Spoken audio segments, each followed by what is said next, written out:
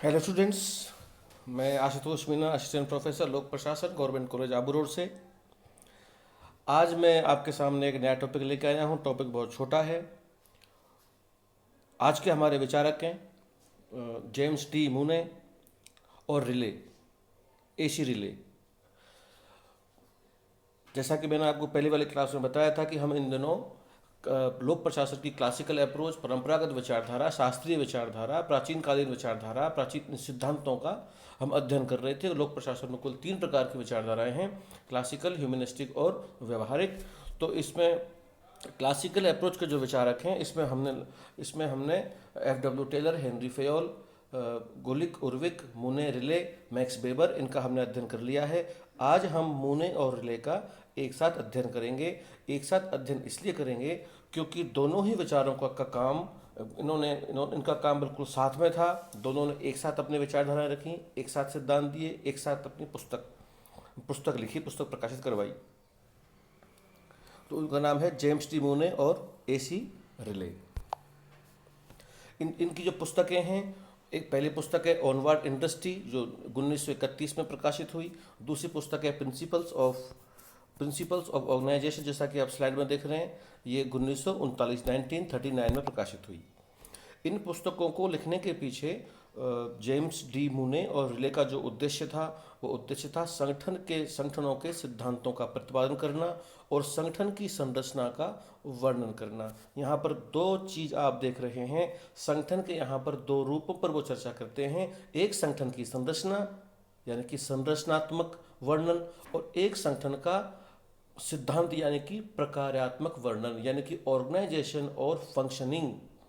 जैसे हमारा शरीर तो एक संगठन हो गया, और शरीर जब गतिविधि करता है, कोई कार्य करता है, तो उसको एक्शन कहते हैं। तो यहाँ पर ऑर्गेनाइजेशन और फंक्शनिंग, दोनों ही चीज़ों का इन्होंने विस्तार पूर्वक वर्णन किया है। संगठन को मूने और रिले मान के चलते हैं कि संगठन क्या है। संगठन सामान्य लक्ष्य की प्राप्ति के लिए प्रत्येक मानवीय समूहों का एक प्रारूप है। यानी कि संगठन को वो लोग मान के चलते हैं कि, ये अगली स्लाइड में आप देखिए, संगठन का अर्थ है सामान्य लक्ष्यों की प्राप्ति के लिए मानवों का समूह जो एक निश्चित उद्देश्यों की पूर्ति करता है। यह लक्ष्यों की प्राप्ति करने के लिए एक विशुद्ध तकनीकी प्रक्रिया है। इसका जो ढांचा है, जो रचना है, वो एक तंत्र है। उद्देश्यपूर्ण समूह ढांचा है, ऐसा ढांचा है जिसका अपना एक उद्देश्य है। संगठन को मूने रिले मान के चलते हैं कि संगठन प्रशासन प्रबंध का एक साधन है, एक मीडियम है। जब प्रशासन को कोई कार्य करना होता है तो वो संगठन की सहायता लेता है। यहाँ पर आप देखिए, संगठन में और प्रशासन में भेद आपको देखने को मिल रहा है। प्रशासन के अंदर संगठन समाहित है, लेकिन संगठन के अंदर प्रशासन समाहित नहीं है।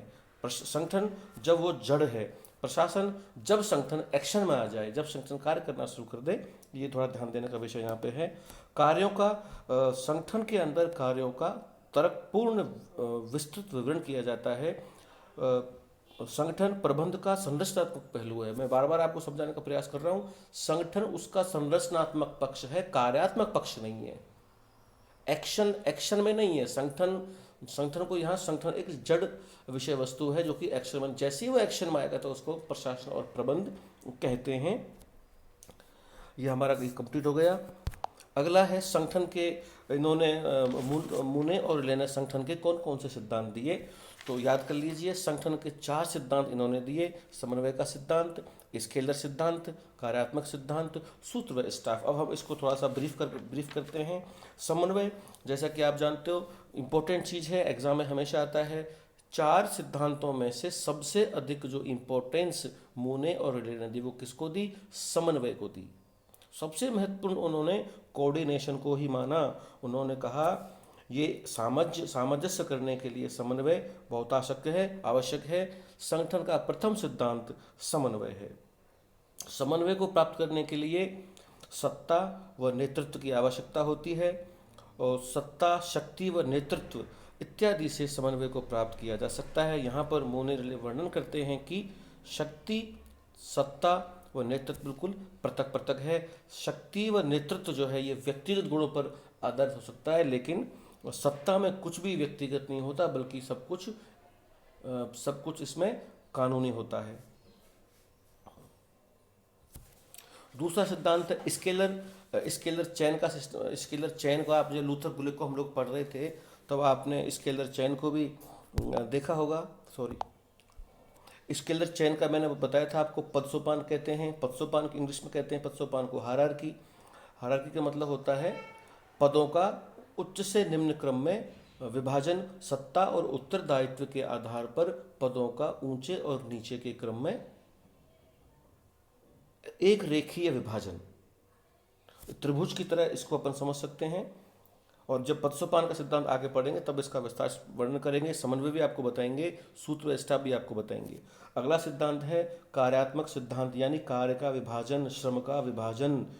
संगठन के अंदर जो भी पदाधिकारी हैं, प्रबंधक है, कोई श्रमिक है, कोई क्लर्क है, उन सब के मध्य कर्तव्य, सत्ता, उत्तरदायित्व सभी प्रकार का उनमें विभाजन कर देना।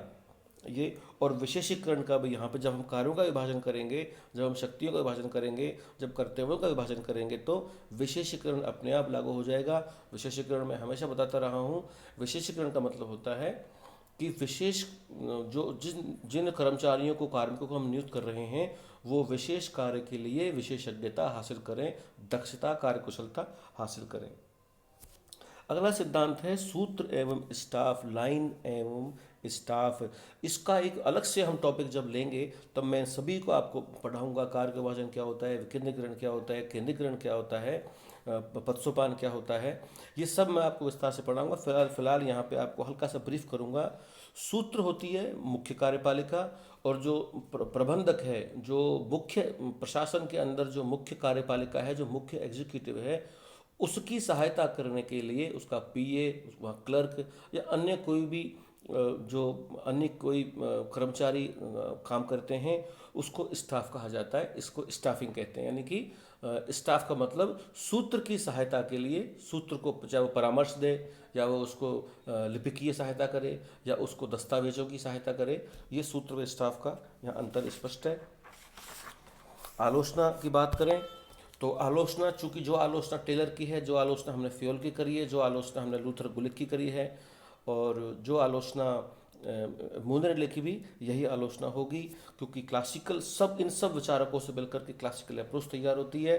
और क्लासिकल अप्रोच की, यानी कि परंपरागत विचारधारा, इन सब के लगभग निश्चित सिद्धांत हैं। जैसा कि सभी प्रशासन को विज्ञान मानते हैं, लोक प्रशासन निजी प्रशासन में भेद नहीं करते, वो इन सिद्धांतों को सार्वभौमिक मानते हैं। तो इनकी आलोचना ये की गई है कि भाई आप गलत कहते हो, ये विज्ञान नहीं है, ये विज्ञान नहीं है, ये सिद्धांत, लोक प्रशासन के सिद्धांत सार्वभौमिक नहीं हो सकते। आप सिद्धांत बना बना करके जो कर्मचारी है उसको कर्मचारी की जो मानवीय संवेदनाएं हैं उनकी उपेक्षा कर रहे हो। आप मनुष्य को रोबोट बना रहे हो, आप संगठन को एक यंत्र बना रहे हो, एक मशीन बना रहे हो, एक टूल बना रहे हो, एक उपकरण बना रहे हो। आप सिर्फ लाभ कमाने के लिए, सिर्फ प्रॉफिट कमाने के लिए आप उसको कर्मचारी की जो मानवीय, जो उसके मूल्य हैं, पक्ष है, उसको आप नज़रअंदाज कर रहे हो, सिर्फ स्वयं के हितों की चिंता कर रहे हो।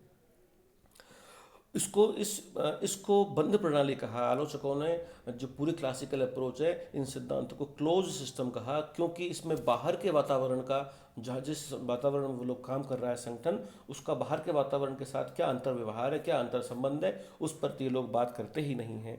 तो इस प्रकार से मैं समझता हूँ कि ये विज्ञान की बात, विज्ञान मानने को खारिज कर दिया, सिद्धांतों को खारिज कर दिया, मानवीय पहलू की उपेक्षा की, इसलिए इनकी आलोचना करी, यांत्रिकता के आधार पर आलोचना करी, मनुष्य को मशीन बनाया गया, इसकी भी आलोचना करी। तो इस प्रकार से हमारा ये विषय कंप्लीट होता है। अगली बार जो विषय होगा वो मेरी पार्कर फोलेट है, उसके बाद हमारी पूरी क्लासिकल अप्रोच तैयार हो जाएगी, और उसके बाद हम लोग जो है ह्यूमनिस्टिक अप्रोच पर जाएंगे। Thank you.